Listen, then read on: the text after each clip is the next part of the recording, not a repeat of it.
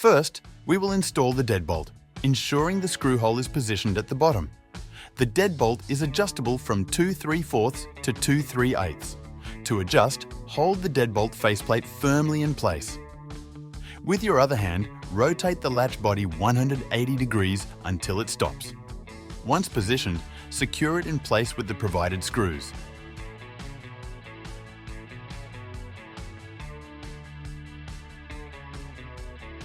Now, we will prepare the exterior panel.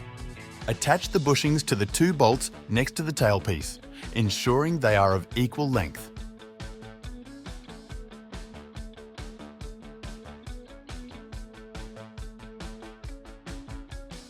Once prepared, we will route the cable under the latch and ensure the tailpiece is horizontal before inserting it into the latch crank and mounting.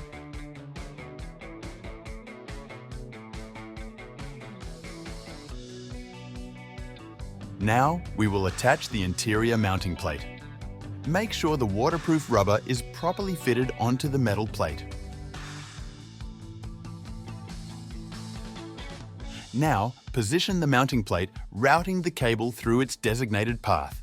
Secure it in place, leaving room for adjustments if necessary. Once adjustments are made, we will fully secure in place. Now we will attach the interior panel. First, connect the cable to the interior panel. Once connected, ensure the lock is in a vertical position before mounting it. Remove the battery cover to access the screw holes. Secure the interior panel using the screws.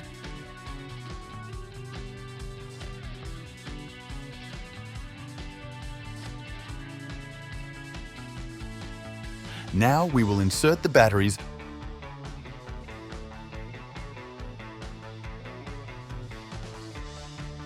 and test the mechanism to ensure it operates correctly. And that's it. Your smart lock is now installed. Make sure to watch our smart lock setup video for a guide to programming your new code easily.